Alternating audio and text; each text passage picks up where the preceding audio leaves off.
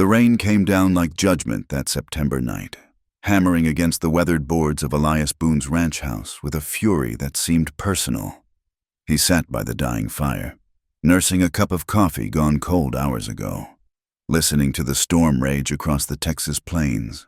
50 years on this earth, and the sound of rain on an empty house still made his bones ache with loneliness. The ranch sprawled around him in the darkness, 3,000 acres of good grazing land, a sturdy barn, corrals built with his own hands. By any measure, he was a successful man. The cattle bearing his brand were fat and healthy. His accounts at the bank in town were solid, and his word was respected from here to Fort Worth. Yet here he sat, as he had for countless nights before, with only the storm for company. Elias ran a calloused hand through his graying hair. Still thick despite his years, the townspeople whispered about him. He knew. The spinster rancher. They called him when they thought he couldn't hear. Some said he preferred the company of cattle to women. Others speculated he'd been jilted young and never recovered. The truth was simpler and somehow more pathetic. He'd simply never learned the easy way other men had with womenfolk, and by the time he'd built something worth sharing, it seemed too late to start learning. The first knock was so soft he thought it was just debris thrown against the door by the wind. The second came harder, more desperate. Elias set down his cup, frowning. No one would be out in weather like this unless something was terribly wrong. He grabbed the Winchester from beside the door. A man couldn't be too careful, even on his own land, and lifted the heavy bar. The wind nearly tore the door from his hands when he opened it. There, silhouetted against the lightning-split sky, stood a woman. Water streamed from her dark hair, plastered against a face pale with cold and exhaustion. She clutched a bundle to her chest. No, not a bundle, a child, wrapped in what looked like an oilcloth. "Please," she said, and her voice was barely audible above the storm. "My daughter." Elias didn't hesitate. He pulled them inside, fighting the wind to close the door behind them. In the lamplight, he could see them better. The woman was perhaps 30, with fine features marked by hardship. Her dress, once blue, was soaked through and muddy to the knees. The child in her arms couldn't have been more than 6 or 7, her small face flushed with fever. "By the fire," Elias said gruffly, leading them to the hearth. His hands shook slightly as he stirred the embers back to life, adding fresh wood. It had been years since he'd had anyone in his home besides the occasional hired hand. And never a woman, never a child. The woman sank into his chair with a grateful sigh, still holding her daughter tight. "Thank you," she whispered. "I'm Martha Hale. This is Clara. Our wagon broke an axle about 2 miles back. I saw your light." "You walked 2 miles in this?" Elias couldn't hide his amazement. The storm was fierce enough to knock a grown man off his feet. "What choice did I have?" Martha's dark eyes met his briefly before returning to her daughter. "She's burning up. Been sick since yesterday." Elias found himself moving with purpose for the first time in months. He fetched blankets from the cedar chest his mother had left him, clean and smelling faintly of lavender sachets he'd never bothered to remove. He heated water for tea, found the bottle of whiskey he kept for medicinal purposes, even remembered the peppermint sticks he'd bought in town last Christmas and never eaten. "Let me," he said awkwardly when Martha struggled to remove her wet shawl while still holding Clara. His big hands were gentle as he took the child, surprised by how light she was, how trusting as she curled against his chest. She murmured something he couldn't catch, her breath hot against his neck.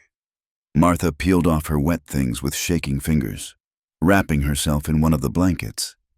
"I'm sorry to impose. The storm came up so fast, and then the axle." She paused, seeming to really see him for the first time. "You're Mr. Boone. I've heard of you in town." Elias felt heat rise in his face. He could imagine what she'd heard. "Just Elias," he said. "And it's no imposition. Wouldn't turn a dog out in weather like this, much less a woman and child." He settled Clara on the small bed in the corner. His bed, but he'd sleep in the barn before he'd let a sick child spend the night on the floor. Martha hovered nearby as he tucked the blankets around the girl, her maternal anxiety palpable. "She needs to sweat the fever out," Elias said, surprising himself with the memory. "My mother used to say that. Keep her warm, plenty of water when she wakes." "You have children?" Martha asked softly. The question hit him like a physical blow. "No, ma'am, never married." Something in her face shifted. Not pity, exactly, but a kind of understanding that made him uncomfortable. She didn't press, turning instead to accept the cup of tea he offered. They sat in silence for a while, listening to the storm and Clara's labored breathing. "My husband died 6 months ago," Martha said suddenly. "Lung fever. We had a small farm near Sweetwater, but I couldn't manage it alone. I was heading to my sister's place in Fort Worth when—" She gestured helplessly toward the door and the storm beyond. "I'm sorry for your loss," Elias said, the formal words feeling inadequate. "He was a good man." Martha said simply, "Clara misses him terribly. She hasn't been the same since—" She trailed off, one hand reaching out to smooth her daughter's damp hair. Elias watched the gesture with a strange ache in his chest. How many times had he imagined such a scene? A woman's gentle hands, a child's peaceful face, the circle of lamplight holding back the darkness. But in his imagination, they had always been abstract figures, not this flesh-and-blood woman with mud on her hem and sorrow in her eyes. "You'll stay until the storm passes," he said, and it wasn't a question. "However long that takes."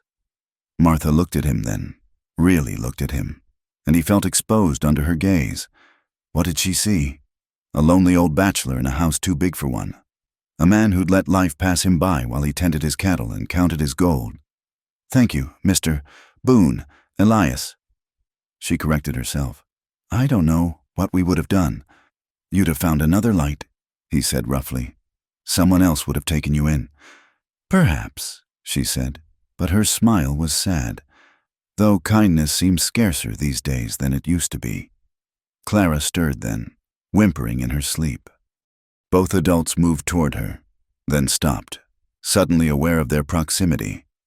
Elias stepped back, letting Martha go to her daughter. She murmured soothing words, singing something low and sweet that he couldn't quite make out. The domesticity of it all overwhelmed him. He escaped to the kitchen area, busying himself with unnecessary tasks, checking the water barrel, securing the shutters. Anything to keep his hands occupied while his mind reeled. In one evening, his orderly, solitary existence had been thoroughly disrupted. The house felt different already, as if these two females had brought something with them besides rain and mud, something that highlighted all the empty spaces he'd learned to ignore. When he returned, Martha had dozed off in the chair, one hand still resting on Clara's forehead. In sleep, the worry lines around her eyes softened, making her look younger, more vulnerable. Elias found another blanket and draped it carefully over her, trying not to notice the way her dark hair curved against her cheek or the delicate line of her throat. He settled himself on the floor near the fire, his back against the wall. The storm showed no signs of letting up.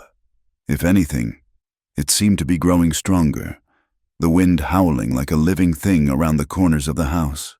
But inside, for the first time in longer than he could remember, the place felt like a home. Clara's fever broke near dawn. Elias knew because he'd been awake all night, listening to her breathing, watching Martha's fitful sleep, tending the fire when it burned low, when the child finally opened clear eyes and asked for water in a small, raspy voice. The relief that flooded through him was entirely disproportionate to his connection to these strangers. Martha woke instantly, mother's instinct alert even in exhaustion. "Clara, oh, sweetheart." She gathered the girl close, tears sliding silently down her cheeks. Elias fetched water, then busied himself making breakfast while the reunion played out. His pantry wasn't meant for company: beans, salt pork, hardtack. But he managed to put together something resembling a meal. The simple act of cooking for others felt rusty, unused, but not unpleasant. Outside, the rain had settled into a steady downpour, the kind that could last for days, turning roads to rivers and washing out bridges. Martha looked out the window with obvious worry.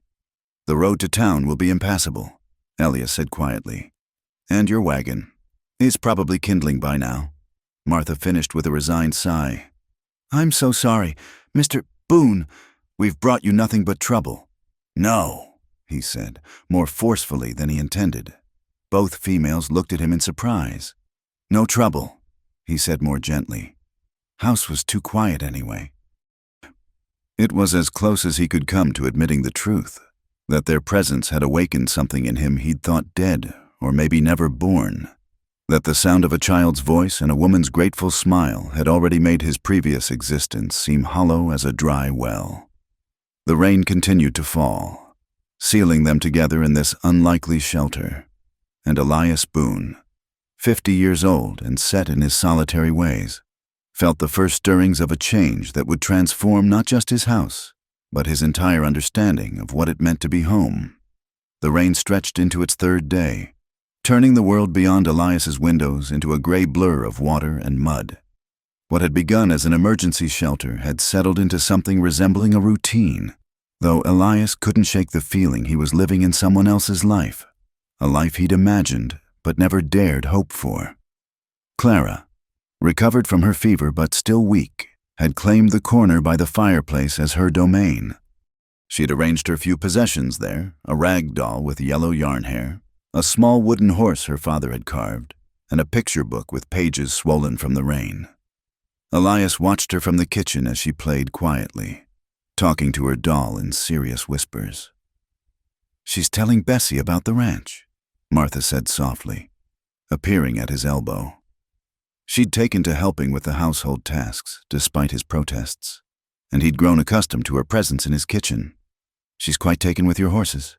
She can meet them proper when the rain stops," Elias offered, then caught himself. When the rain stopped, they would leave. The thought sat like a stone in his stomach. Martha seemed to sense his mood. "I've been thinking," she began carefully, "about how to repay your kindness. No need for that." Elias cut her off, more sharply than intended. "Christian duty to help folks in need. Still," she persisted, "I'm not accustomed to taking charity. Perhaps I could help with the mending. I noticed your shirts." She gestured delicately at the torn sleeve he'd been meaning to fix for months.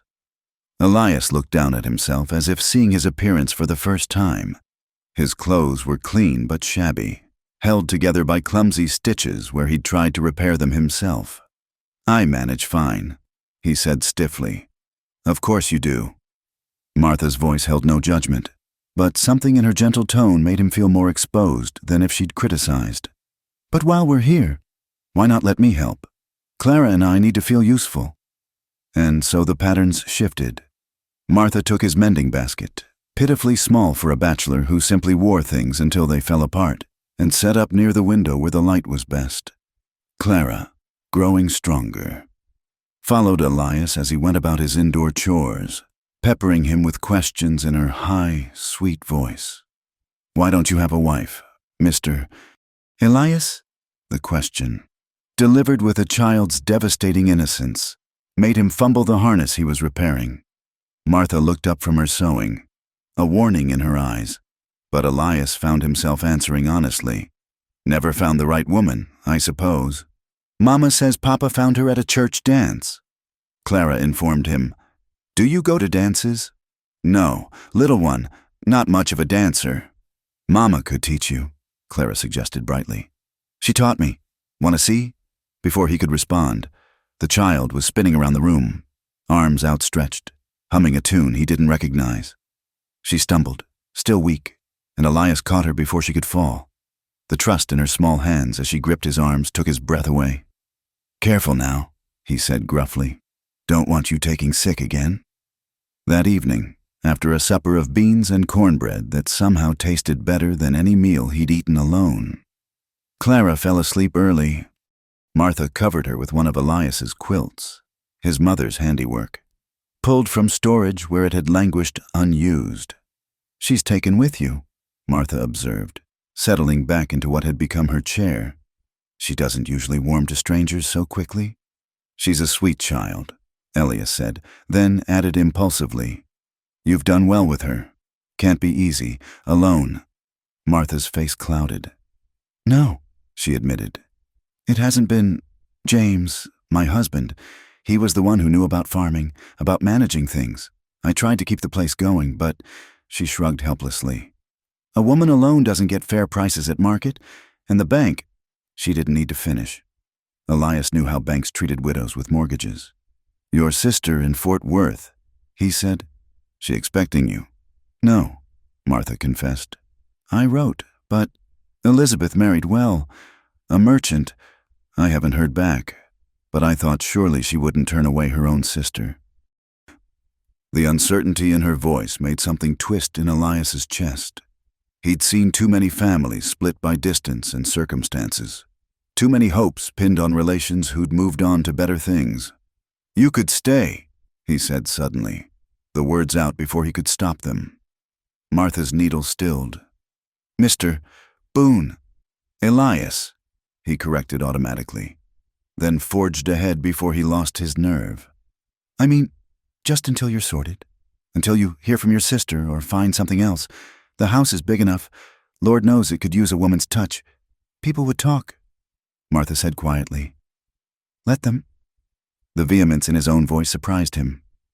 "They talk anyway. At least this would give them something new to jaw about." Martha studied him in the lamplight, and he wondered what she saw. His face was weathered from years in the sun, his hands rough, his manner blunt. He wasn't handsome, never had been, and 50 years of solitude had surely left their mark. "You're a kind man, Elias Boone," she said finally. "Kinder than you know. But I couldn't impose—" "No imposition," he insisted. "The ranch needs help anyway. I can't pay much, but room and board, and Clara could have the run of the place. Safer than Fort Worth for a young girl." He could see her wavering, pride warring with practicality. Outside, the rain continued its relentless drumming, as if nature itself was arguing for her to stay. "Just until the weather clears and I can think properly," Martha said at last. "A few days more." But the next morning brought a new development. Elias woke to find Clara standing by his makeshift bed near the fire, her small face serious. "Mama's crying," she announced. Alarm shot through him. He found Martha in the kitchen, trying to muffle her sobs in a dish towel. On the table lay a letter. How it had arrived in this weather, he couldn't guess, but the postal service had always been mysteriously efficient. "Elizabeth," Martha managed between tears. "My sister, her husband, he says they haven't room. Says I should have managed better. Shouldn't have lost the farm." Elias read the letter over her shoulder. Anger building with each sanctimonious line. The Fort Worth merchant clearly wanted nothing to do with his wife's newly poor relations. "He's a fool," Elias said bluntly. Martha laughed through her tears, a broken sound. "Perhaps, but he's a fool with a roof over his head, which is more than I can offer my daughter." "You have a roof," Elias said. "Right here. The offer stands, not for a few days, but as long as you need." She looked up at him, eyes red-rimmed but searching. "Why? Why would you do this for strangers?" Elias struggled to find words for something he barely understood himself. How could he explain that their presence had transformed his house from a shelter into a home? That Clara's laughter had filled spaces he hadn't known were empty? That watching Martha move about his kitchen with quiet efficiency had shown him exactly what he'd been missing all these years? "Maybe," he said slowly, "because I'm tired of being alone. Maybe because that little girl deserves better than charity from relations who don't want her. Or maybe because it's just the right thing to do." Martha stood slowly, wiping her eyes. "I'll work," she said firmly. "I can cook, clean, help with the ranch books. I'm good with figures. This won't be charity." "Never thought it would be," Elias assured her. Clara, who'd been listening with the keen attention of children who know important things are being decided, piped up. "Does this mean we can stay? Can I really meet the horses?" "You can meet every blessed one," Elias promised, and was rewarded with a smile that lit up the room brighter than any lamp. That afternoon, the rain finally began to ease. Elias took Clara to the barn, carrying her on his shoulders when the mud proved too deep for her small legs. Her delighted squeals when she met his gentle mare, Buttercup, echoed through the rafters. Martha watched from the barn door, and when Elias caught her eye, she smiled. A real smile, not the polite, guarded expression she'd worn since arriving. At supper, Clara chattered about the horses, the cats she'd found in the hayloft, the calf in the far stall. Elias found himself drawn into her enthusiasm, telling stories about each animal, explaining the workings of the ranch in simple terms that made her eyes go wide with interest. "Mister, Elias knows everything about ranching," Clara informed her mother proudly. "He said he'd teach me to ride when I'm stronger." "Did he now?" Martha's tone was amused. "If it's all right with your mother." Elias added hastily, "Wouldn't presume." "I think it would be wonderful," Martha said. "A girl should know how to ride, especially out here." The word especially hung in the air, full of possibility. It suggested a future, a permanence that none of them quite dared name yet. That night, after Clara was asleep, Martha and Elias sat by the fire. She'd taken up her mending again, his shirts now, the torn sleeve nearly invisible under her skilled fingers. "I haven't thanked you properly," she said without looking up. "Not just for the shelter, but for treating us like family instead of charity cases." "You are family," Elias said without thinking, then froze at his own words. Martha's hand stilled, but she didn't look up. "It's been a long time since anyone said that to me," she whispered. The fire crackled between them, filling the silence with warm sound. Outside, the rain had stopped entirely, leaving only the drip of water from the eaves. The storm had passed, but neither of them mentioned it. Neither suggested that morning might bring departure. Instead, they sat in companionable quiet. Two souls who'd weathered their own storms, finding unexpected harbor in each other's presence. The house around them seemed to settle with satisfaction, as if it too had been waiting for this, for the sound of a child's breathing, a woman's gentle movements, a man's protective presence finally given purpose. 3 people in one roof. It wasn't a family yet, not officially, but in the lamplit darkness of a Texas evening, with the memory of rain still fresh and the promise of clear skies ahead. It was beginning to feel like home. The evening was soft with spring warmth, a month after that fateful storm. Clara had taken to calling the porch her watching spot, where she'd perch each evening to wait for Elias's return from the range. Martha sat beside her, working on a new dress made from fabric Elias had insisted on buying in town, practical calico, but prettier than anything she'd owned in years. "Tell me again about when Papa asked you to marry him," Clara requested, as she often did when the day grew quiet. Martha smiled, though the memory carried its share of pain alongside the sweetness. "It was at the harvest dance. He'd been trying to work up the courage all evening, stepping on my toes more than dancing. Finally, he just blurted it out right in the middle of a waltz. 'Martha May, will you be my wife?' Just like that, in front of everyone. And you said yes right away," Clara finished, knowing the story by heart. "I did. Shocked him so much he stopped dancing entirely. We just stood there in the middle of the floor, grinning like fools." "Mister, Elias doesn't dance," Clara observed, frowning thoughtfully. "He told me he never learned." Martha glanced toward the barn where Elias was finishing the evening chores. In the past weeks, she'd learned to read his routines, the rhythm of his days. "Not everyone needs to dance," she said carefully. "But how will he ask someone to marry him if he can't dance?" The innocent question made Martha's cheeks warm. "Clara, Mr. Elias has been very kind to let us stay, but we shouldn't assume—" "He's lonely," Clara interrupted with a child's blunt perception. "He smiles more now. Don't you think he smiles more?" Martha couldn't deny it. The stern, closed-off man who'd opened his door that stormy night had gradually softened, like iron heated in a forge. He spoke more at meals, telling stories of his early days on the ranch, teaching Clara about the stars, even humming sometimes when he thought no one was listening. "There he is." Clara bounced up, waving enthusiastically. Elias raised a hand in return, and Martha felt that familiar flutter in her chest, a sensation she'd thought buried with James. Guilt followed quickly. What kind of woman felt such things barely 6 months after her husband's death?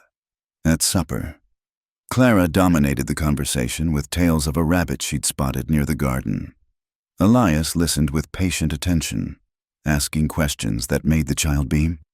Martha watched them together, this unlikely pair, and felt something shift inside her chest. "Time for bed, little one," she said when Clara's eyes began to droop.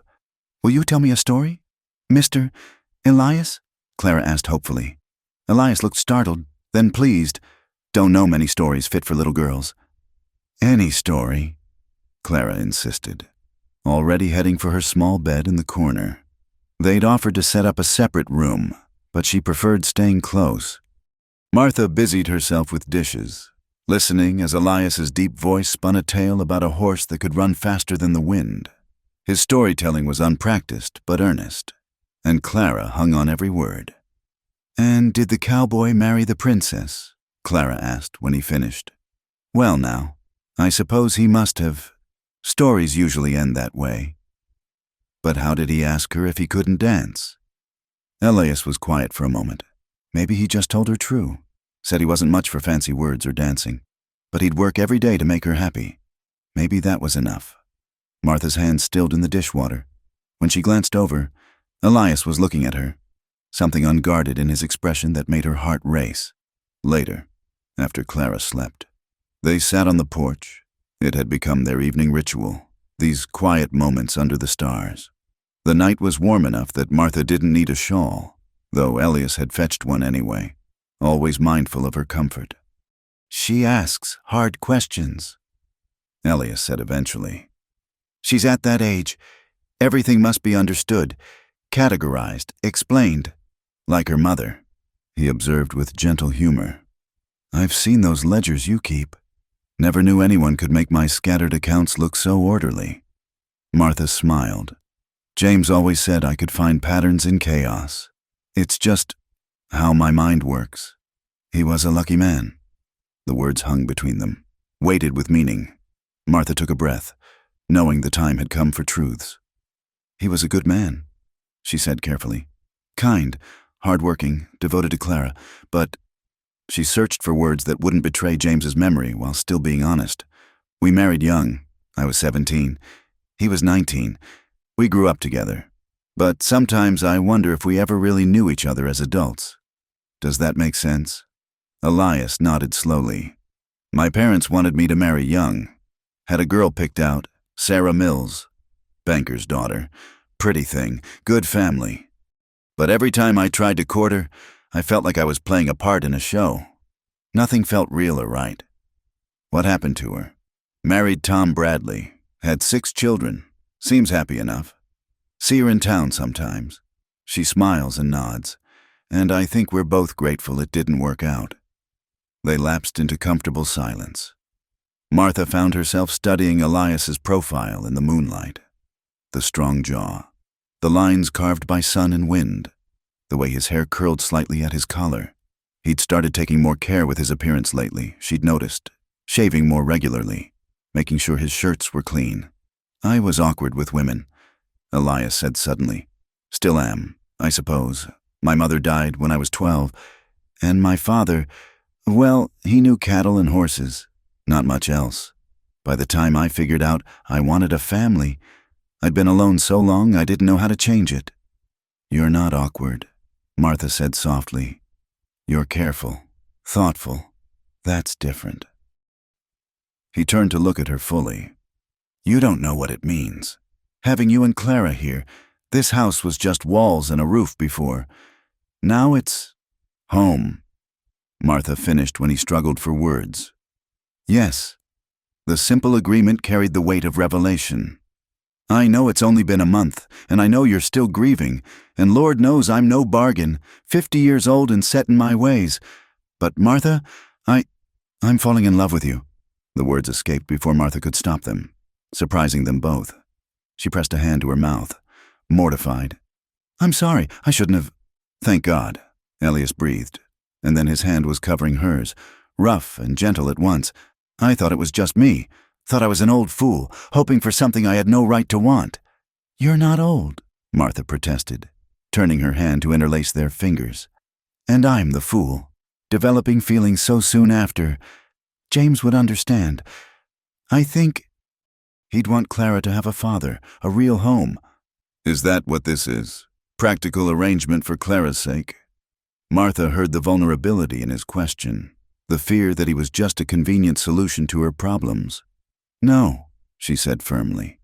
Clara loves you already. It's true. But what I feel, Elias, when you walk through that door each evening, my heart lifts. When you laugh at Clara's stories, when you hum while you work, when you look at me like you're looking now, I feel 18 again, but wiser. Like I'm choosing with my whole heart this time, not just following what's expected. Elias lifted their joined hands, studying them in the moonlight. His thumb traced gentle circles on her palm. I don't know how to court properly, never learned the pretty words or the right gestures. I don't need pretty words. Martha squeezed his hand. I need honesty, steadiness, someone who'll teach my daughter to ride and tell her stories and make her feel safe. Someone who sees me as a partner, not just a solution to keeping house. You're so much more than that, Elias said fervently. You're brilliant with numbers, kind without being soft, strong without being hard. You've made me remember what it feels like to have hope. Martha felt tears prick her eyes. We're quite a pair, aren't we? A widow who can't dance with grief and a bachelor who can't dance at all. Maybe we could learn together, Elias suggested.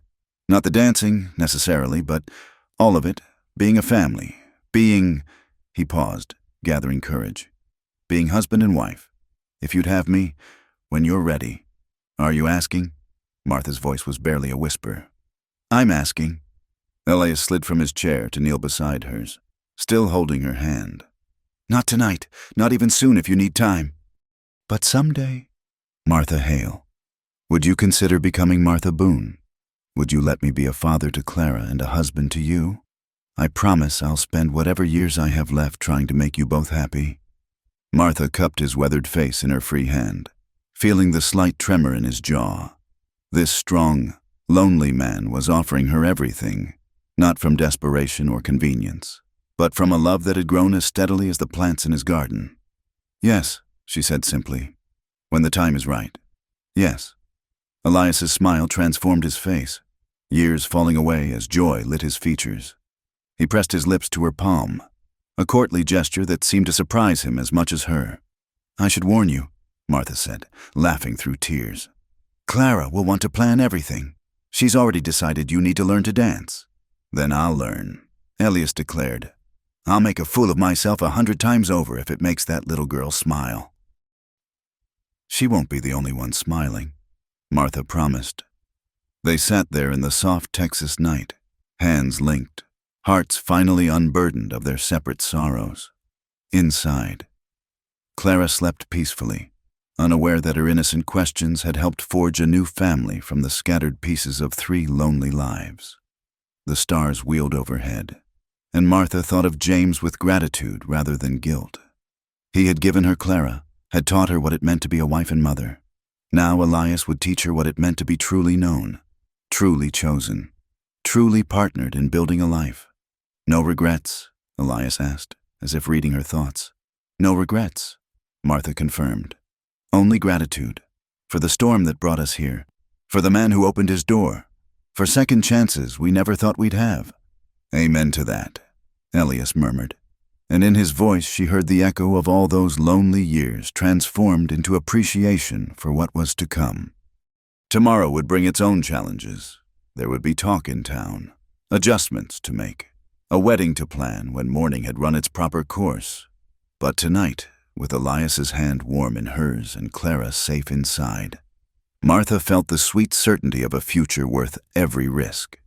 They had found each other in the most unlikely way. A storm, a knock on a door, a child's fever.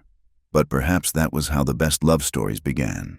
Not with dancing and grand gestures, but with quiet courage, gentle understanding, and the willingness to open one's heart when destiny came calling in the rain.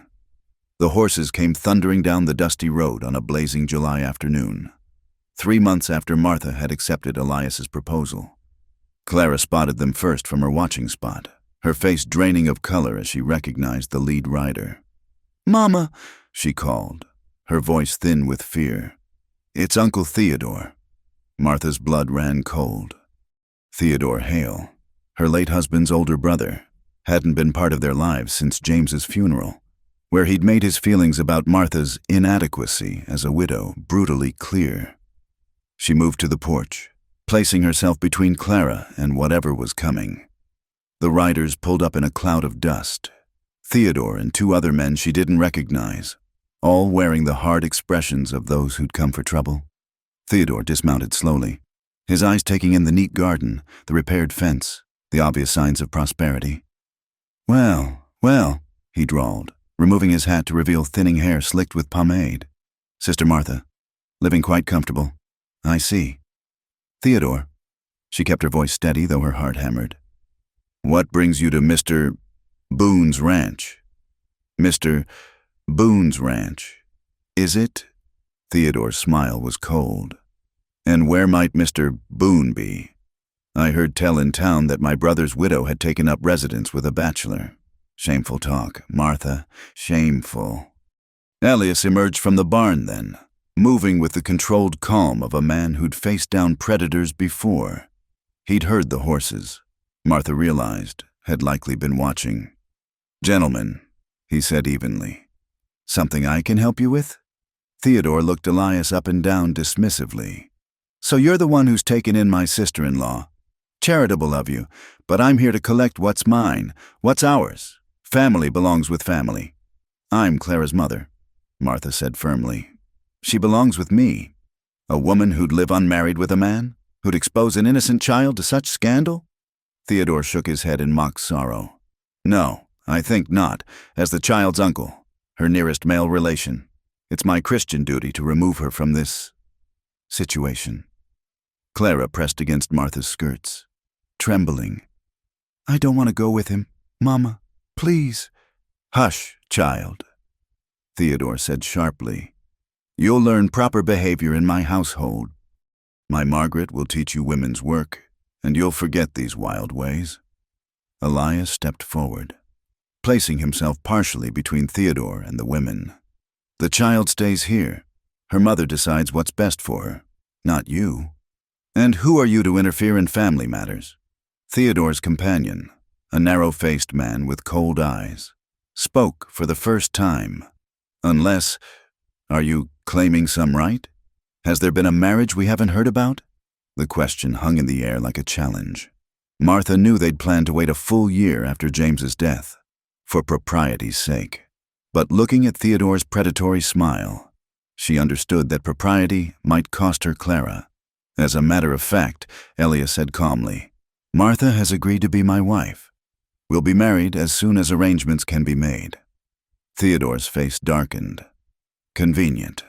How very convenient. Tell me, Boone, what did she promise you in exchange for this protection?" The Hale farm had good land before she lost it through female incompetence. "Did she tell you about the debts? About how she squandered my brother's legacy?" "Your brother's legacy stands right there." Elias pointed to Clara, his voice hardening. "A fine child who deserves better than whatever you're planning. What I'm planning is to save my niece from moral corruption." Theodore shot back. "And if I have to go to Judge Morrison to do it, I will. He's a family man, understands the importance of proper guidance. A widow living in sin won't keep custody long." The third man, who'd been silent until now, cleared his throat. "Perhaps we could come to an understanding.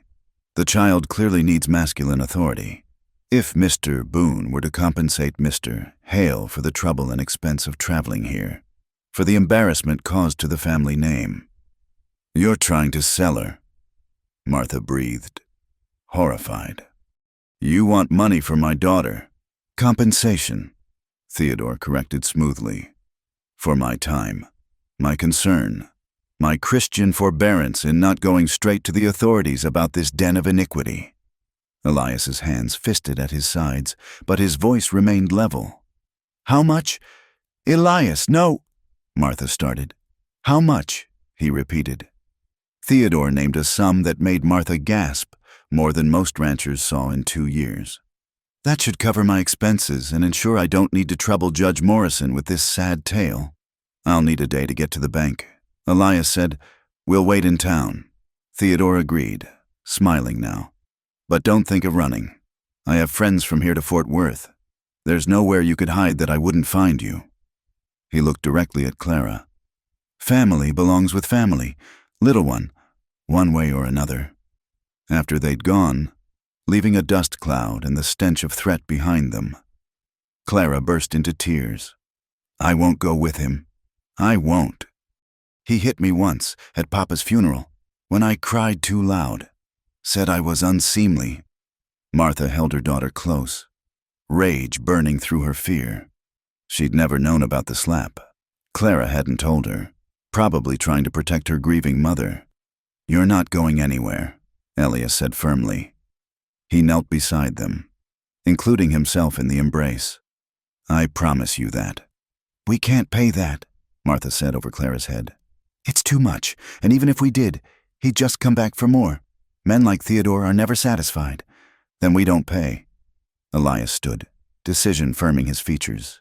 We get married, today, now. Make it legal before he can move against us. The banns, Martha started. Judge Morrison isn't the only judge in the county. Judge Whelan in Millbrook is a fair man. Doesn't hold with using children as pawns. If we ride hard, we can be there by nightfall. Martha looked at him. This man who'd opened his home to strangers, who'd offered his name and protection without hesitation.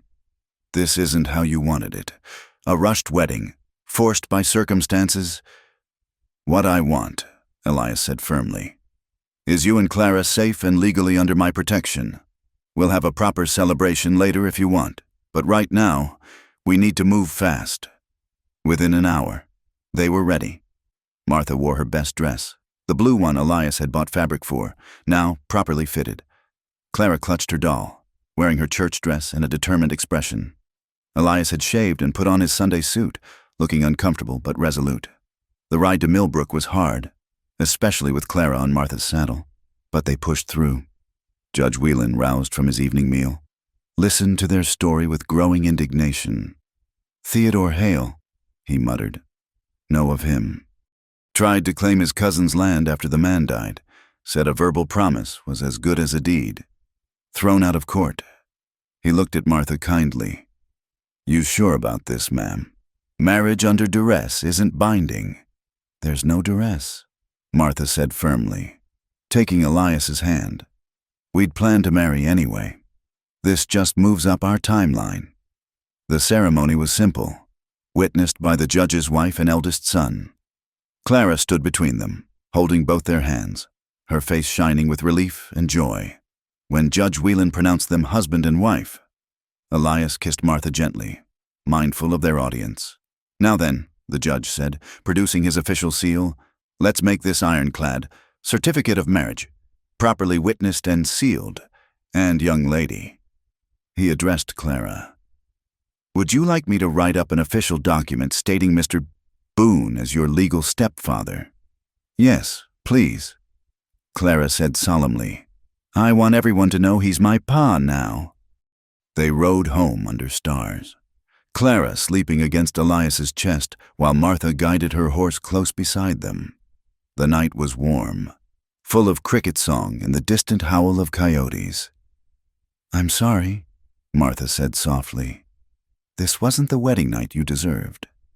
Stop that, Elias said gently. Any night that makes you my wife and Clara my daughter is exactly what I deserve.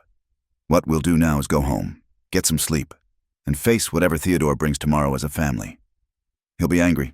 Let him. He has no legal claim now. You're my wife. Clara's my daughter in all but blood. The law is clear on a husband's rights. Martha felt some of the tension leave her shoulders. Clara called you Pa. I know. His voice was thick with emotion. Never thought I'd hear that word directed at me. They reached the ranch as dawn was breaking. Exhausted, but united. Clara woke enough to stumble inside and collapse on her bed, still in her dress. Martha tucked her in, then turned to find Elias watching from the doorway. "Welcome home, Mrs. Boone," he said softly. Despite everything, the threats, the rushed ceremony, the uncertain tomorrow, Martha smiled. "Thank you, Mr. Boone, for all of it. Family protects family." Elias said simply, "That's what we are now. Whatever comes next, we face it together." As if in agreement, Clara murmured in her sleep, one hand reaching out. Martha took it, and Elias covered both their hands with his own. In that moment, standing in the doorway of their home with dawn light spreading across the Texas hills, they were no longer three separate souls brought together by circumstance. They were a family, forged in crisis but built on something stronger: love, trust, and the fierce determination to protect what they'd found in each other. Theodore Hale could bring all the threats he wanted. He'd find them ready, united, and unbreakable. The marriage certificate lay on the kitchen table, still crisp with official seals, but the real bond between them needed no documentation. It was written in Clara's peaceful sleep, in Martha's trusting eyes, in Elias's protective stance. They'd won the first battle. Whatever came next, they'd face as one. The wedding had been born of necessity, but in the days that followed, a different kind of urgency took hold. The delicate dance of two people learning to be truly married. The legal document made them husband and wife, but the reality of it was something else entirely. That first morning, Martha woke in the chair by Clara's bed where she dozed off, to find Elias already up, making coffee with the same careful movements as always. But when their eyes met across the kitchen, both looked away quickly. Suddenly shy as newlyweds half their age might be. "I'll set up the spare room properly," Elias said, his voice gruff. "For you, until, that is, whenever you're ready for... I mean, there's no rush for anything." Martha felt heat rise in her cheeks. In the crisis of Theodore's threats, she hadn't fully considered this aspect of marriage. "Thank you," she managed, "for understanding." Clara, oblivious to the adult undercurrents, bounced into the kitchen. "Do I call you Pa now all the time?" she asked Elias eagerly. "If you'd like," Elias said, his face softening as it always did for the child. "Pa." Clara tested the word, grinning. "I'm going to tell the chickens I have a pa now." She scampered outside, leaving the adults in weighted silence. Martha busied herself with breakfast, acutely aware of Elias's presence in a way she hadn't been before. He was her husband now, this man who'd been so kind, so protective. He had rights she wasn't sure either of them knew how to navigate. "Martha," he said gently, "nothing has to change between us. Not until you want it to. I meant what I said. We've got time to figure this out." She turned to him, seeing the uncertainty in his eyes that matched her own. "I know. It's just... I've only been a wife once before, and that started so differently. We were children, really. This is new territory for both of us." Elias finished. "I'm 50 years old and feeling like a green boy. Keep thinking I'll do something wrong, scare you off." "You couldn't," Martha said firmly.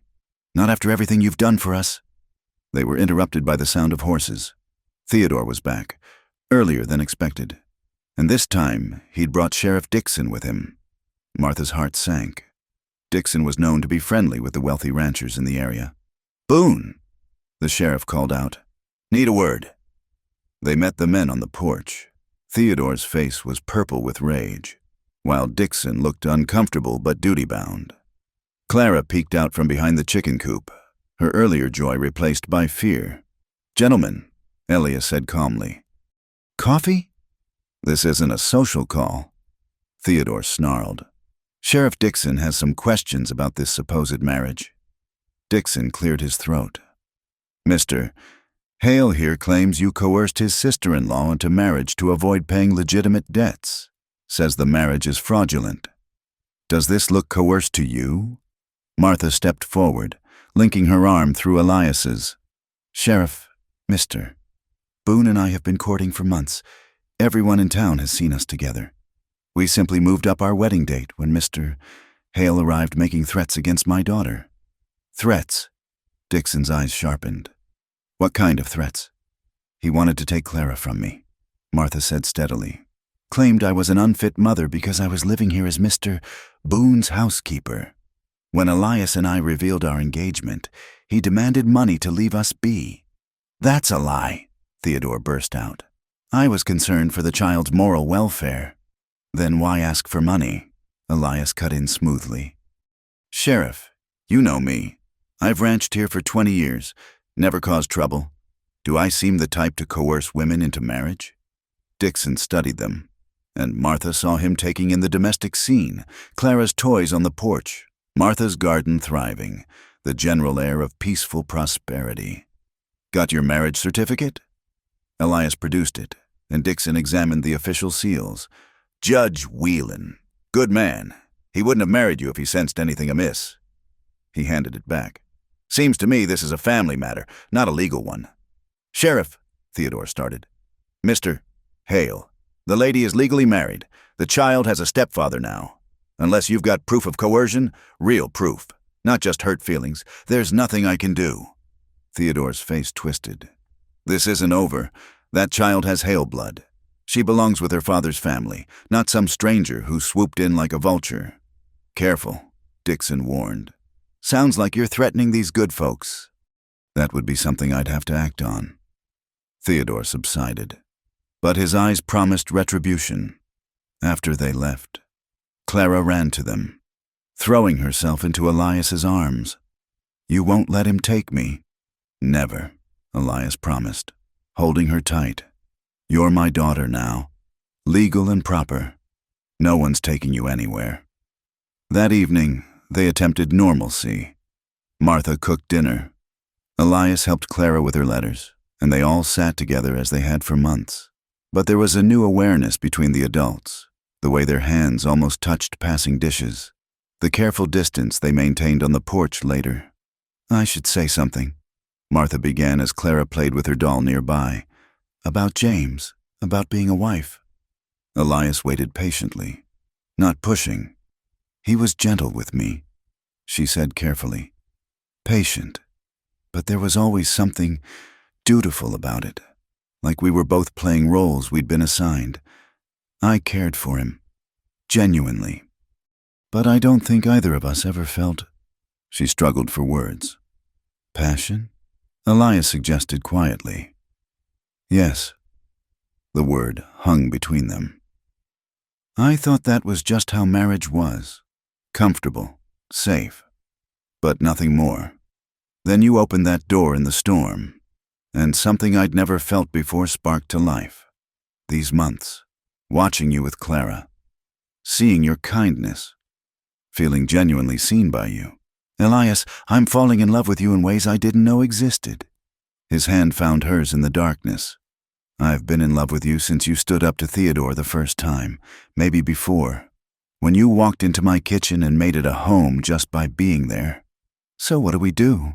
Martha asked. How do we move from friendship to real marriage?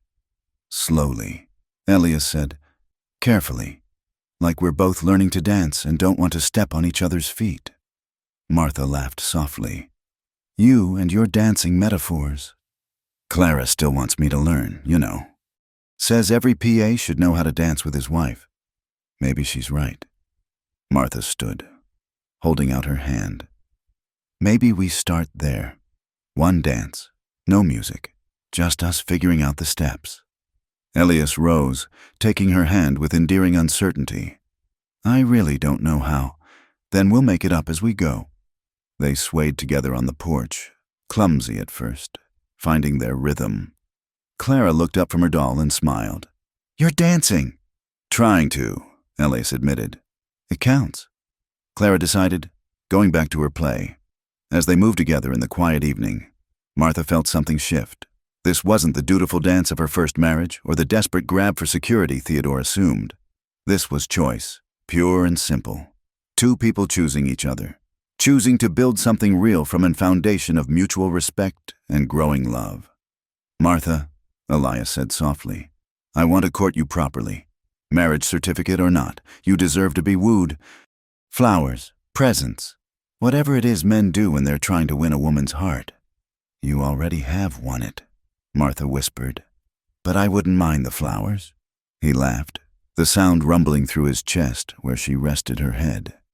Then flowers you'll have, and anything else I can think of. I've got 20 years of romantic notions stored up with nowhere to go until now. Lord help me, Martha teased. A romantic rancher. Your romantic rancher, he corrected. Your husband, when you're ready for me to truly be that. She lifted her head to look at him. I'm getting ready, every day. I'm more ready. Just be patient with me. I've waited 50 years, Elias said simply. I can wait as long as you need. That night, Martha lay in the spare room Elias had carefully prepared, listening to the familiar sounds of the house settling. Down the hall, she could hear him moving about, probably checking the locks one more time, making sure they were safe. Her protector, her friend, her husband-in-law, if not yet in full. She thought about passion, about the difference between duty and desire. With James, she'd known what was expected, had performed her wifely role without question.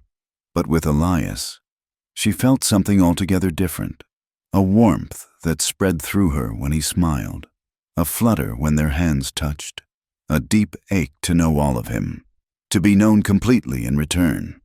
It would take time to fully trust those feelings, to believe she deserved this second chance at love. But lying there in the dark, hearing Clara's peaceful breathing and Elias's protective presence, Martha felt hope blooming like the flowers he'd promised. They were married, truly married, bound by law and growing love. Theodore could threaten all he wanted. He couldn't touch what they were building here, a family born not of blood or duty, but of choice and courage and the willingness to dance without music, making up the steps as they went along. Tomorrow would bring its challenges, but tonight, Martha Boone fell asleep smiling, her new name wrapped around her like a promise of all the dances yet to come. The late August heat shimmered across the prairie as Calvin Rowe stepped down from the prison wagon, 20 years older and infinitely harder than when he'd last seen Texas sky. His eyes, cold as winter stones, fixed on the horizon where Elias Boone's ranch sprawled prosperous and peaceful. 20 years of breaking rocks and dreaming of revenge. The letter from a fellow inmate had reached him just before his release. Elias Boone had finally taken a wife, finally had something to lose. At the ranch, life had settled into a gentle rhythm. Martha and Elias had grown closer over the weeks, their courtship within marriage flowering into something deep and true. Clara had taken to calling Elias Pa with such natural ease, it seemed she'd been waiting her whole life to say it. Pa, watch me. Clara called from atop Buttercup, the gentle mare Elias had designated as hers. She rode with increasing confidence, Martha watching from the porch with mingled pride and worry. Straight back, little one, Elias coached. That's it, you're a natural. Martha smiled at the sight, her daughter blooming under Elias's patient guidance, her husband revealing depths of tenderness she discovered anew each day.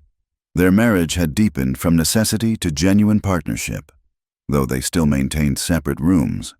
The anticipation between them grew sweeter with each passing day, neither rushing what they both knew would come naturally when the time was right. Ryder coming, Elias said suddenly, his body tensing. Months of marriage hadn't dimmed his protective instincts. The rider was Tom Hutchins from town, spurring his horse hard. Elias, he called out. Got news you need to hear. Calvin Rowe's out, released yesterday. Word is he boarded a stage headed this direction. Martha saw Elias go very still. Calvin Rowe, she asked. Take Clara inside. Elias said quietly. The tone brooked no argument. Once Clara was safely indoors. Tom continued. Sheriff Dixon wanted you warned. Says to tell you he'll help if needed, but Rowe ain't broken any laws yet. Who is Calvin Rowe? Martha demanded after Tom left. Elias stood at the window, watching the horizon. A mistake from my past. We partnered on a cattle drive 22 years ago. 1,000 head to Kansas. Along the way, Calvin got greedy, started skimming from the profits, planning to cheat the other investors. When I found out and confronted him, he pulled iron. I was faster. You killed him? No, though maybe that would have been kinder. Shot him in the shoulder, turned him over to the law. He got 20 years hard labor, lost the use of his gun arm. Elias turned to her, face grave. He swore he'd come for me when he got out. Guess he's a man of his word. But surely after 20 years, men like Calvin don't forget, don't forgive. Prison likely made it worse. He crossed to the gun cabinet, checking his weapons with practiced efficiency. I need you and Clara to be ready to ride to town at a moment's notice. Pack necessities. Keep them handy. We're not leaving you, Martha said firmly. Martha, no. She stood, matching his determination with her own.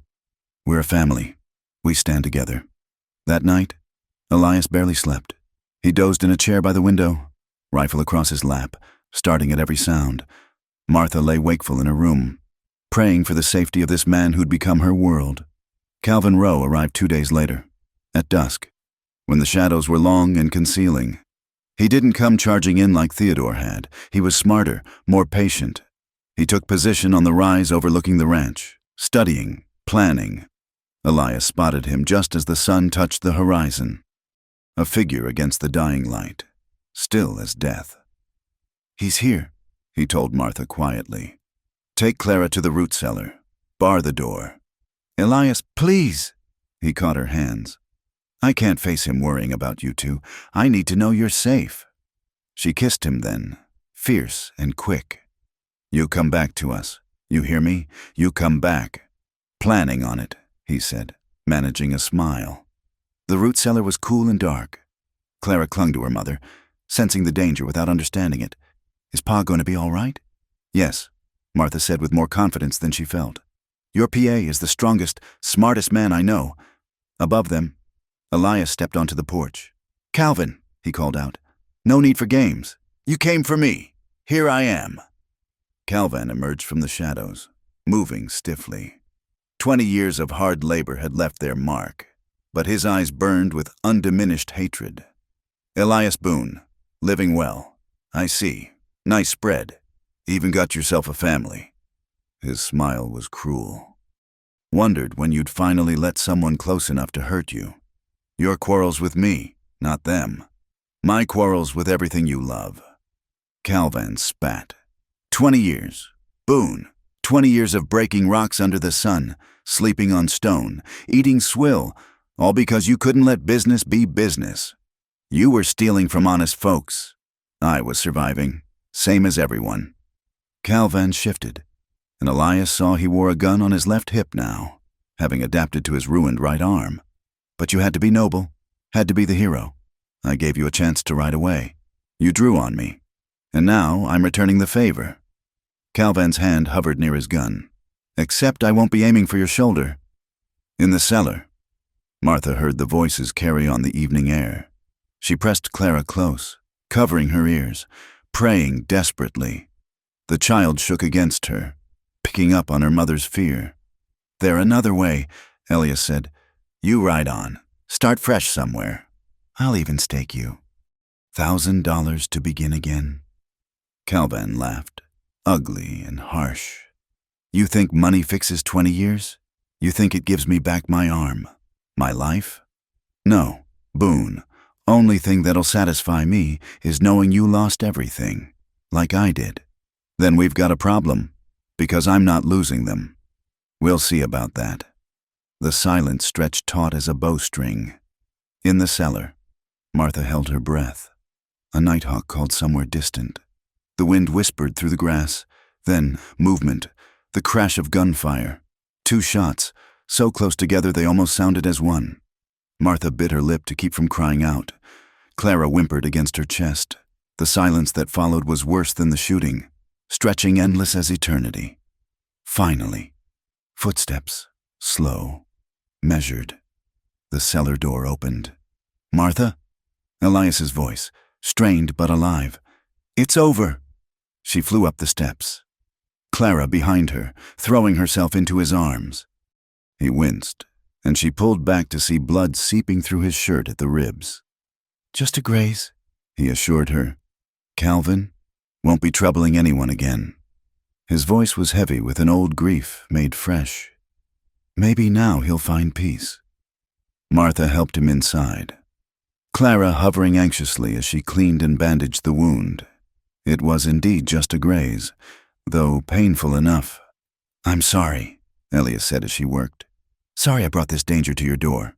"Our door," Martha corrected firmly. "And you didn't bring it. It came looking for you. The difference matters." Sheriff Dixon arrived with the sunrise, taking statements and arranging for Calvin's burial. "Self-defense, clear as day," he pronounced, "though I'm sorry it came to this." That night, as Clara slept peaceful in her bed and Elias dozed fitfully, favoring his wounded side, Martha made a decision. She slipped from her room and knocked softly on his door. "Come in," he called, sounding surprised. She entered, shy but determined. "I don't want to sleep alone tonight. Almost losing you, it made things very clear." Elias's eyes widened.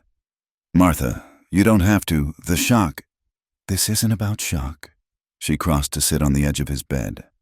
"This is about love. About not wasting another night when we don't know how many we have." She touched his face gently. "I'm ready to be your wife, Elias, truly and completely, if you'll have me." "If I'll have you?" He caught her hand, pressing it to his lips. "Martha, I've been dreaming of you since the day you walked through my door. Then no more separate rooms," she said firmly. "No more waiting for the perfect moment. This is our moment. We've earned it." He pulled her close, mindful of his injury, and kissed her with all the longing of his solitary years and all the promise of their shared future. When they finally drew apart, both were breathless. "Are you sure?" he asked one more time. "I've never been more sure of anything in my life." Later, as they lay entwined in the darkness, Martha traced lazy patterns on Elias's chest, careful of his bandages. "Calvin was wrong. You know, he said you finally let someone close enough to hurt you. But that's not weakness, that's strength. The bravest thing in the world is opening your heart when you know it could be broken." "You taught me that," Elias murmured against her hair. "You and Clara, before you came, I was just existing. Now I'm living." "We're living," Martha corrected. "Together." Outside, the night was peaceful. The ghost of Calvin Rowe had been laid to rest along with the man himself. Theodore Hale remained a distant threat, but one they'd face when it came. For now, there was only this: two people who'd found each other against all odds, a child safe in her bed, and a love strong enough to weather any storm. The virgin rancher and the sheltered widow had become something new: partners, lovers, family. They'd faced down the shadows of the past and emerged stronger. Whatever tomorrow brought, they'd meet it together, no longer afraid of the dark. In the root cellar where she'd hidden in terror, Martha had prayed for Elias to come back to them. He had. And now she'd come to him in turn. The circle was complete. They were home. The October wind rattled the shutters like skeletal fingers as Calvin's friends arrived. 3 hard men who'd shared his cell block and his thirst for vengeance. They came at midnight, when the moon was dark and the ranch dogs were mysteriously silent. Elias woke to the absence of sound. No coyotes, no night birds. Even the wind seemed to hold its breath. 20 years of solitary living had honed his instincts sharp. He touched Martha's shoulder gently. "Something's wrong," he whispered. She came alert instantly, mother's intuition already reaching for Clara. They'd drilled for this. Martha knew to take Clara to the fortified back room while Elias checked the property. But tonight was different. Through the window, Elias saw them, 3 shadows moving with practiced stealth toward the house. More concerning were the 2 figures near the barn, barely visible in the starlight. 5 men, he told Martha grimly. Maybe more. "Theodore?" she asked, though they both knew Theodore hired others to do his dirty work. "No, this is about Calvin." Elias checked his rifle, then his pistols. "They're here to finish what he started." A voice rang out from the darkness. "Boone, we know you're awake. Calvin Rowe was our brother in all but blood. You took him from us? He drew on me. Elias called back. It was fair. Nothing about 20 years breaking rocks is fair. Another voice snarled. But we'll make it right. You, your woman, the brat. Calvin's suffering ends when yours begins. Sssss. Martha's face went white, but her hands were steady as she loaded the shotgun. Clara stood in her nightgown, clutching her doll, trying to be brave. They won't touch you, Elias promised fiercely. Either of you. The first window shattered, followed by another. Not random violence. They were testing, probing. Elias returned fire, driving them back temporarily. But he knew the truth. 5 men or more, surrounding the house, with only him and Martha to defend it. The sheriff, Martha started. Won't come in time. Elias made a decision. Take Clara out the root cellar tunnel. You remember where it exits? Near the creek bed. Take Buttercup and ride hard for town. I won't leave you. You will. His voice was iron. Because Clara needs her mother alive. Because I need to know you're both safe. Because I can't fight them and protect you at the same time. Another window exploded. Smoke began to curl from the direction of the barn. They'd fired the hay. Go, Elias commanded. Now! Martha grabbed Clara, but the child twisted away, running to Elias. No, we don't leave Pa! Clara, sweetheart! Elias knelt, precious seconds ticking as he held her tight. You have to protect your mother. Can you do that for me? Be brave and protect her. Clara nodded through her tears. You'll come find us. Always, he promised. Now go. They slipped into the root cellar as more gunfire erupted. The tunnel was narrow, black as pitch, but Martha knew every turn. Behind them, they could hear Elias's rifle speaking defiance. They emerged by the creek into chaos. The barn was fully ablaze now, throwing demonic shadows across the landscape. Buttercup waited where Elias had said she'd be. He'd planned even this contingency. Martha lifted Clara onto the saddle, then swung up behind her. As they turned toward town, she saw a figure emerge from the darkness. One of the attackers had circled around. Going somewhere, he sneered, raising his gun. The shot came from the house. Elias, impossibly watching even while fighting for his life. The man crumpled. Martha spurred Buttercup hard, not looking back, though every instinct screamed to return. The ride to town was nightmare long. Clara sobbing against her chest, the glow of their burning barn visible for miles. Martha prayed with every hoofbeat, begged God for mercy, for miracles, for time. Sheriff Dixon was already mounting up when they thundered into town. Other men gathering, the fire's glow had been seen. How many? He asked tersely. 5, maybe more, Martha gasped. They said they were Calvin's friends. Please, Elias is alone. Not anymore, Dixon growled. Henderson, Smith, Rodriguez, you're with me. Mrs. Boone, get to the hotel. Mrs. Patterson will look after you. But Martha had no intention of hiding in the hotel. After seeing Clara safe with the minister's wife, she joined the doctor's wagon heading for the ranch. If Elias was hurt, when Elias was hurt, he'd need her. The ride back was agony. The fire had spread from the barn to the outbuildings, painting the sky orange. No gunfire now. Ominous silence except for the crackling flames. They found Elias on the porch, propped against the door frame, rifle still in his hands. Blood darkened his shirt in multiple places. 3 bodies lay in the yard. The other attackers had fled when they saw the posse coming. Elias! Martha flew from the wagon before it stopped, dropping beside him. His eyes fluttered open. Martha, you're supposed to be... Clara? Safe. She's safe. She pressed her hands to the worst of his wounds while the doctor hurried over. Don't you dare leave us. You hear me? You promised Clara you'd find us. Always keep my promises, he managed. The next hours blurred together, the doctor working by lamplight, the sheriff's questions, the dawn arriving gray and bitter with smoke. The barn was gone, but the house stood. Elias had defended it like a fortress. He survived the night. Then the next day, fever raging as his body fought infection. Martha never left his side, cooling his burning skin. whispering prayers and promises and occasionally threats about what she'd do if he dared die on them. Clara slipped in whenever allowed, adding her small voice to her mother's vigil. "Pa's strong," she said with childhood's faith. "Stronger than bad men, stronger than anything." On the third night, the fever broke. Elias opened clear eyes to find Martha dozing in the chair beside him, her hand clasping his even in sleep. "Martha," he whispered. She jerked awake, tears flowing as she saw awareness in his gaze. "Thank God, thank God." She kissed his face, his hands, anywhere she could reach without hurting him. "Did I miss anything?" he asked weakly. "Just me wearing out my knees praying and Clara teaching the minister's wife to ride." Martha laughed through her tears. "She said you promised to teach her barrel racing next." "Did I?" He managed to smile. "Better get healed up then. Can't disappoint her." Sheriff Dixon visited the next day. Caught 2 of them trying to board a stage in Millbrook. The others won't get far. Judge is calling it clear self-defense. Destruction of property besides.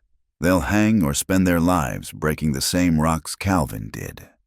After he left, Elias was quiet for a long time. "I brought violence to your door. First Calvin, now this. Maybe you'd be safer." "Don't!" Martha's voice was sharp. "Don't you dare suggest we'd be better off without you. Clara and I aren't safe because you're dangerous. We're safe because you died protecting us." "Which you nearly did. But the barn can be rebuilt. You can't be replaced." She softened, stroking his face. "Elias, before you, we were just surviving. Now we're living. That's worth any risk."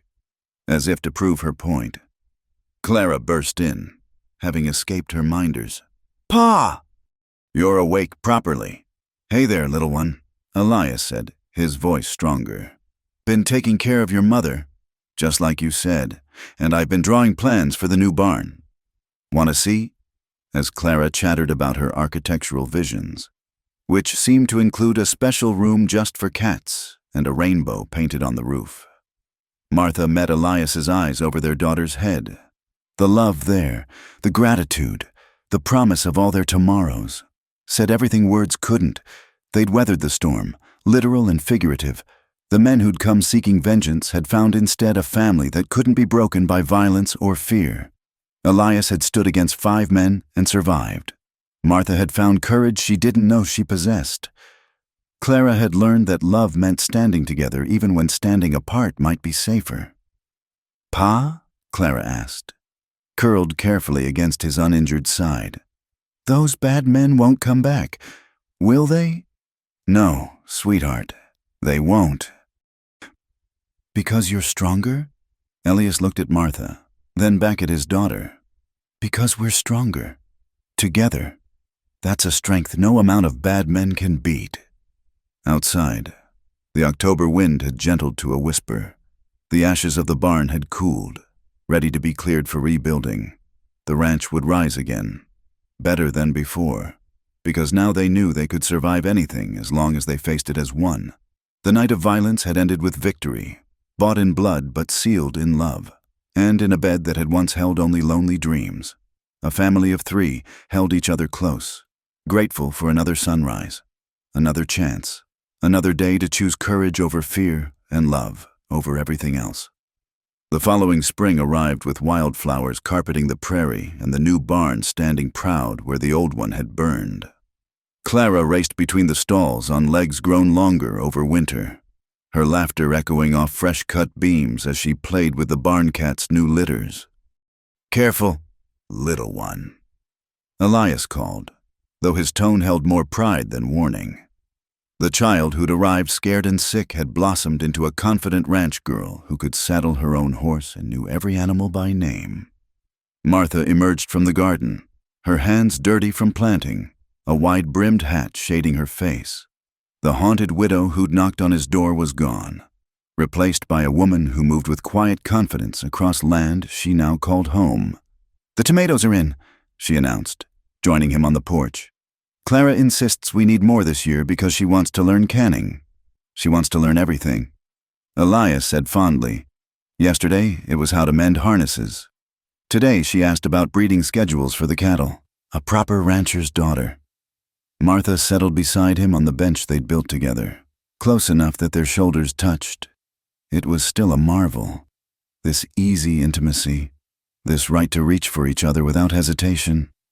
They watched Clara attempting to teach the newest barn cat to shake hands, her patient explanations to the unimpressed feline carrying clearly across the yard. The sight stirred something in Elias's chest. Not the old ache of loneliness, but its opposite, a fullness that sometimes overwhelmed him. "I've been thinking," Martha said quietly, "about Clara, about siblings." Elias turned to her, hope and concern warring in his expression. "Martha, I know we started late," she continued, not meeting his eyes. "I know the risks, but Clara talks about wanting a brother or sister, and I dream about giving you a child. Elias, one that's ours from the very beginning." He took her hand, rough fingers gentle against hers. "You've already given me everything. You and Clara, you're more than I ever dared hope for. But if it happened, if we were blessed, then we'd be blessed," he said simply. "And if not, we're already richer than kings." Martha leaned into him, drawing comfort from his solid presence. They'd learned not to take any moment for granted, not after facing down death and separation. Each quiet evening, each shared meal, each of Clara's achievements was celebrated as the gift it was.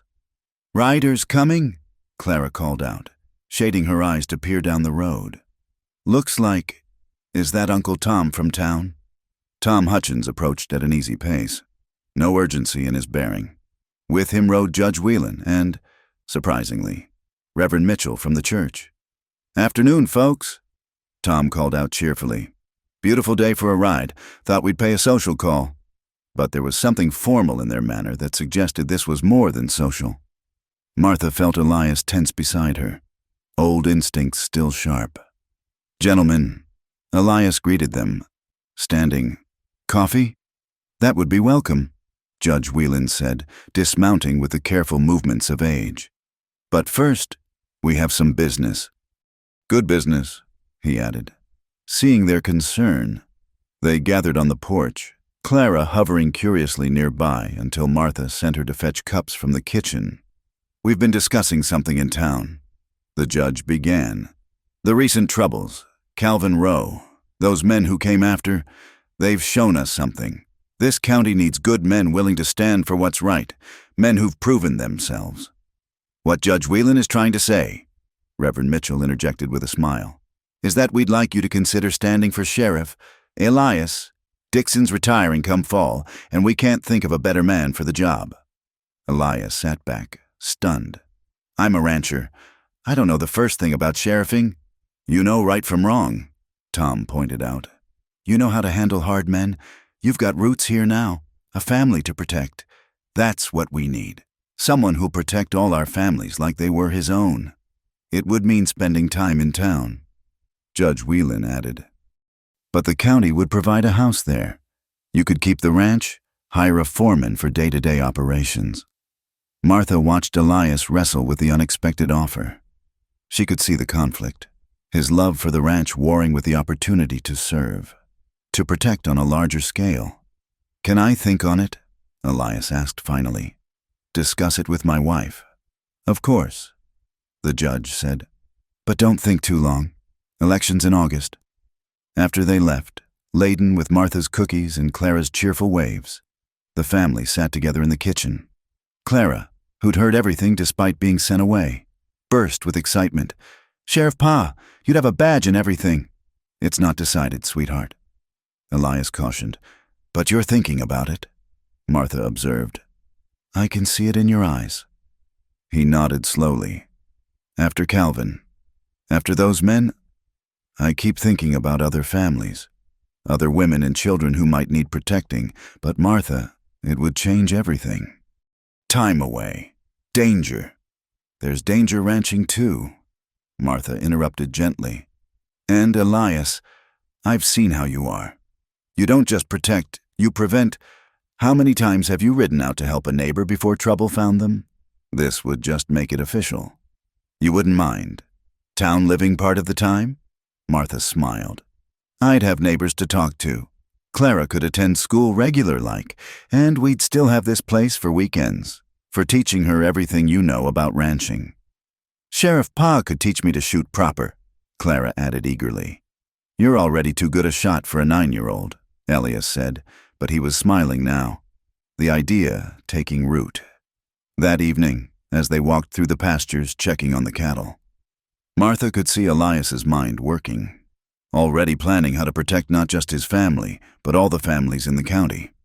You know, she said, linking her arm through his. A year ago I knocked on your door looking for shelter from a storm. Best knock I ever answered. Elias said immediately. Look what's grown from that moment. A marriage, a family, a home. Now maybe it's time to open more doors. Help more people the way you helped us. Elias stopped walking, turning to face her fully. How did I get so lucky? A wife who's smarter than me, braver than me, who loves you. Martha finished. Complete and whole, exactly as you are. Sheriff or rancher or both? Both. Elias decided. If they'll have me, rancher at heart, sheriff by duty, and husband and father above all, Martha added. They walked back toward the house where Clara was setting the table for supper, humming one of the songs Elias had taught her. The sight, domestic, peaceful, perfect in its simplicity, made Martha's heart swell. No regrets? Elias asked, echoing his question from months ago. Only one, Martha said. Martha? He looked at her in concern until she smiled. I wish I'd found you sooner. All those wasted years when we could have been together. Not wasted, Elias corrected. They made us who we are, brought us to that night, that storm, that knock on the door. He pulled her close. I wouldn't change a thing if it meant risking not having this. Sheriff Elias Boone. Martha tried out the title. It suits you. Mrs. Sheriff Boone, he countered. That suits you. Clara appeared in the doorway. Supper's ready. I helped with the biscuits and only burned 2. They laughed, moving toward their daughter, their home, their life built from the ashes of loneliness and loss. As they sat down to their meal, Clara chattering about whether sheriff's daughters got special badges too. Martha caught Elias's eye. In that shared glance was everything. Gratitude for the past, joy in the present, hope for the future. The lonely rancher and the desperate widow had become something neither could have imagined. Partners in love, in life, in service to their community. Outside, the Texas sunset painted the sky in shades of gold and rose. The new barn cast long shadows across the yard where Clara would play tomorrow, where perhaps other children would join her in time. The garden Martha had planted showed the first green shoots of promise, and in the warm kitchen of a house that had once echoed with emptiness, a family bowed their heads as Elias offered grace, not just for the food, but for storms that brought strangers together, for doors opened in kindness, for love that grew from the simple act of saying yes to connection. Amen, they said together, and in that word was both ending and beginning, the close of one chapter and the promise of many more to come. The lonely years were done, the fearful nights were over. What remained was this: love served daily in small acts and grand gestures, in quiet evenings and busy days, in a ranch house that had become a home and hearts that had found their match. It was, Elias thought as he watched his girl smile across the table. More than enough. It was everything. Thank you for listening to this story. We'd love to hear where you're enjoying these tales from. Leave a comment and let us know where in the world you're listening from. Don't forget to subscribe to From Wild West channel and share your thoughts about Clara, Martha, and Elias's journey. Your comments and stories keep our Western community alive and growing.